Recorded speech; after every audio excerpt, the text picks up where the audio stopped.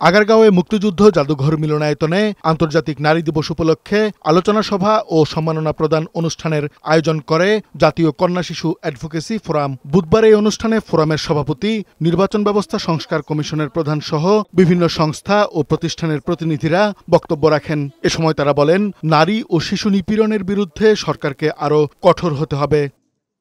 পরে সাংবাদিকদের প্রশ্নের জবাবে বদিউল আলম মজুমদার বলেন, সরকারের সাথে আলোচনা না করে এবং সংস্কার নিয়ে ঐক্যমত্য হবার আগেই নির্বাচন কমিশনের বেশ কিছু উদ্যোগ সাংঘর্ষিক ও বিভ্রান্তিকর। এটা কাম্য ছিল না। আমি মনে করি যে নির্বাচন কমিশন সরকারের সাথে আলাপ আলোচনা করার প্রয়োজন ছিল এবং একই সাথে যে আমরা যে সকল প্রস্তাবগুলো দিয়েছি সেগুলো আমলে নেওয়া, গুরুত্ব নেওয়া দরকার ছিল তাদের জন্য। বর্ণনা করেন এটা যৌক্তিক ছিল।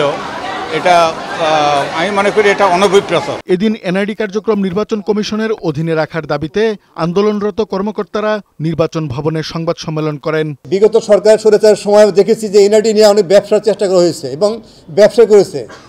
Being election commission official election commission কাউকে এনআইডি নিয়ে ব্যবসা করার সুযোগ দেবে না। এ সময় এনআইডি কার্যক্রম স্থানান্তরের সমস্যা তুলে ধরা হয়। আমাদের কাছে কিন্তু সুসংহত ডাটাবেজ আছে, শুধুমাত্র ভোটার ডাটাবেজ। আমাদের কাছে কিন্তু এনআইডি ডাটাবেজ নাই। এটির জন্ম হয়েছে এমনভাবে, এটি আসলে আলাদা করার মতো না। এটি আলাদা করলে এটি অবশ্যই যে কোনো একটা মৃত্যু ঘটবে। এছাড়া বৃহস্পতিবার সারা দেশে নির্বাচন অফিসের সামনে মানববন্ধন করবে নির্বাচন কমিশনের কর্মকর্তা কর্মচারীরা। সরকার দৃশ্যমান পদক্ষেপ না নিলে কঠোর কর্মসূচি দেওয়ার কথাও জানান তারা।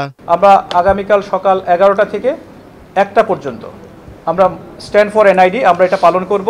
যদি কার্যকর কোনো পদক্ষেপ না আসে, আমরা তার পরবর্তী সময়ে আমরা আলোচনা করে আমরা কর্মবিরতির সহ অন্যান্য কঠোর কর্মসূচির ঘোষণা করব। কাজী ফরিদ, বৈশাখী সংবাদ, ঢাকা।